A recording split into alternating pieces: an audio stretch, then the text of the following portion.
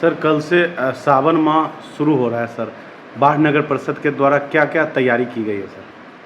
देखिए, कल से सावन मास का पहला दिन है, तो शुरुआत में जो भी कल शुरुआत हुआ है तो उसमें हम लोग जो भी उमानाथ हैं, अलकनाथ घाट हैं, वहाँ की सफाई व्यवस्था रविवार को युद्ध स्तर पे हुई है, जिसमें नगर अध्यक्ष, नगर उपाध्यक्ष, प्रतिनिधि एवं सारे नगर परिषद के कर्मी सम्मिलित हुए और उन्होंने छुट्टी वाले दिन भी लग के काम किया और साफ़ सफाई पूरा सारे घाटों का किया, जिसकी वजह से अब घाट एकदम साफ़ हैं और उसमें लोग अपना स्नान कर सकते हैं। दूसरा चीज़ ये है कि उमानाथ में जो भी भीड़ होगी तो उसको हम लोग कंट्रोल करने के लिए कुछ अपने कर्मी भी तैनात करेंगे और साथ में उसके अलावा भी जो भी उसमें व्यवस्था है, जैसे बैरिकेटिंग की या फिर रस्सी की, ताकि लोग उसमें क्या बोलते हैं, नदी में ज़्यादा प्रवाह में अंदर ना जाएं, और उसकी व्यवस्था हम लोग कर दी है। तो ये दो व्यवस्थाएं। उसके अलावा जो भी बारिश के मौसम में जैसे जो जो प्रक्रिया जल जमाव की हो रही है, तो उसको निकालने के लिए हम लोग जगह जगह हम लोग ने नाला उड़ाई करी है, जिसकी वजह से काफ़ी राहत हो चुकी है। ऑलरेडी सारा पानी निकल चुका है और जो कहीं कहीं नाले में जाम की वजह से जमा हुआ है, तो अभी के लिए शीघ्रता में हम लोग जो काम करेंगे वो हम लोग सेक्शन मशीन निकाल के उसको पानी खिंचवा रहे हैं। तो ऑलरेडी वो रात भर तक वो भी क्लियर हो जाएगा, सुबह तक सब साफ मिलेगा। सर आपने बताया सेक्शन मशीन से पानी खिंचवा रहा है, तो फिर वर्षा होगी तो फिर वो वहाँ जम जाएगी सर? तो उसके लिए हम लोग अभी तो एकदम तत्काल में काम तो उसी से होता है। उसके बाद जब समय में मिलते हैं, उसकी स्कीम गई है विभाग में, तो वहाँ से आएगी तो नाला जोड़ने की स्कीम आ जाएगी, तो वो नाला जुड़ जाएगा। तो ये इस जो ये जल जमाव की स्थिति जो भी उमानाथ के आसपास होती है, उससे काफ़ी हद तक छुटकारा मिल जाएगा। और अभी के लिए तत्काल के लिए हम लोग प्रयासरत तो कुछ लोग का यह भी इस पर कहना है सर कि चूंकि पहले से ही तो नगर परिषद को जानकारी थी कि सावन माह आने वाला है सर, फिर आखिर क्यों रविवार को युद्ध स्तर पर किया गया? पहले से भी तैयारी किया जा सकता था सर। नहीं, ऐसा नहीं, हम लोग तैयारी तो चालू ही है, रोज़ सफाई हो रही है, लेकिन युद्ध स्तर पर तैयारी क्योंकि इमीडिएटली अगले दिन था जी सर, सोमवार था, तो सोमवार में लोग अपने काम करेंगे, नॉर्मल काम करेंगे, जो भी साफ़ सफाई होती है, वार्डों में सफाई होती है, शहर में होती है। लेकिन घाटों सफाई के लिए कोई दिन मिला नहीं, तो रविवार को ही इसलिए किया क्योंकि घाटों के लिए सारे जो कर्मियों को स्पेशली लगाया गया इसी काम के लिए जी, इसीलिए साफ़ सफाई उसी दिन के लिए रखी गई और बीच में हम लोग करते रहेंगे। जी सर, कुछ दिन पहले की बात है सर, बेरियर तहसील में नगर परिषद के कुछ एजेंट थे सर, उनके द्वारा मदन साहु को पीटा गया सर। जैसा बाढ़ थाना में FIR दर्ज हुआ, 460-23 प्राथमिकी दर्ज कराई गई है सर। जिसके बाद यह सूत्रों से जानकारी मिल रही है सर कि जो संवेदक थे सर, उनके द्वारा पूरा कागजात प्रक्रिया पूरा नहीं किया गया था। क्या मामला है सर?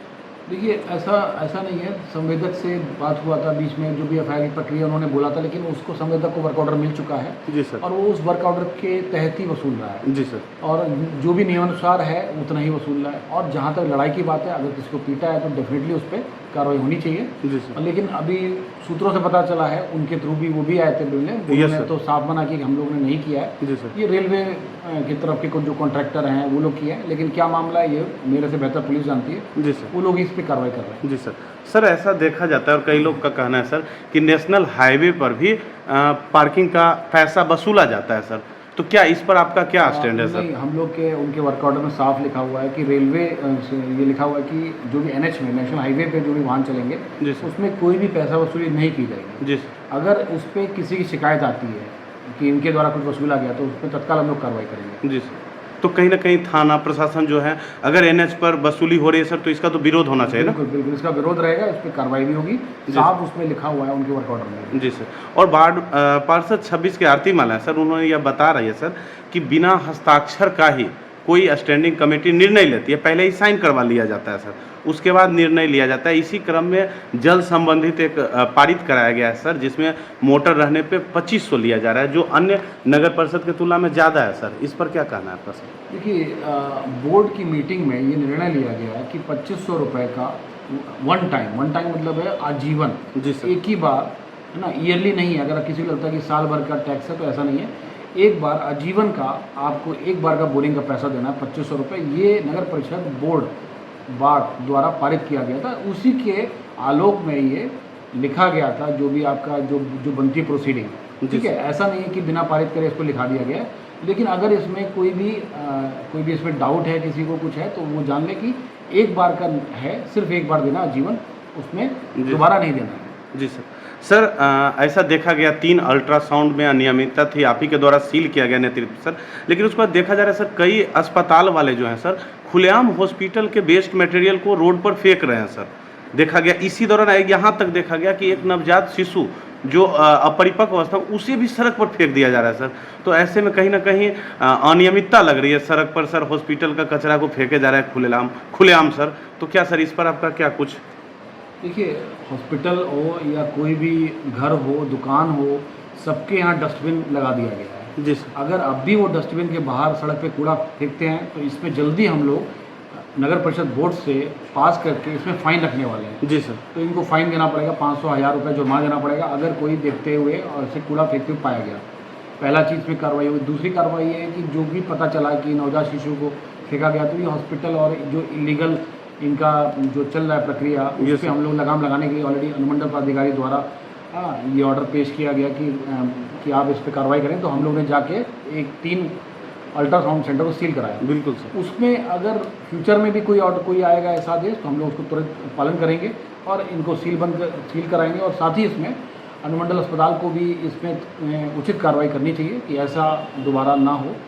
और रही बात कूड़े की, तो सभी नागरिकों से बाढ़ नगर परिषद क्षेत्र में आने वाले प्रतिष्ठानों से, दुकानों से और नागरिकों के जो घरेलू कचरा है या कमर्शियल कचरा है, उसको आप नगर परिषद डस्टबिन में ही डालें, जिसमें 2 डस्टबिन दिए गए हैं अभी आपको, एक हरा और एक नीला।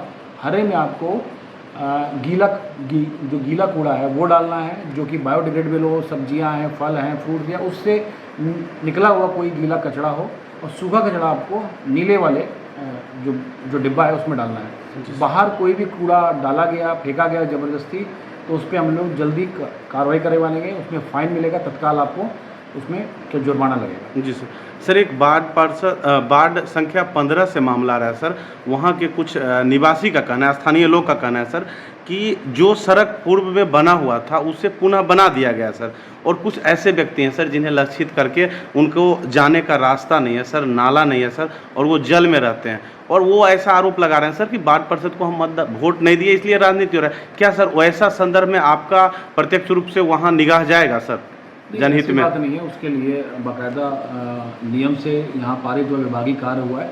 उसमें ये हुआ है, जेई के द्वारा भी बताया गया है कि उसमें ऊपर जो 2-2 के स्लैब बने हुए हैं, जिसकी वजह से रोड निचली हो गई थी, जिससे पानी की जल भराव की समस्या उत्पन्न हो रही थी। जी। इसकी वजह से हम लोग ने उसकी ढलाई के लिए उन्होंने विभागीय कार्य कराया, जिसमें उन्होंने एस्टीमेट बना के प्रॉपर उसको बोर्ड द्वारा पारित है और उस पर उन्होंने कार्य कराया है। और रही बात जहाँ जहाँ कुछ गलियाँ हैं जहाँ पे अभी ये इनके ढलाई होने बाकी है, तो उसको उसी क्रम में हम लोग लेंगे जिसका जितना ज़रूरत है।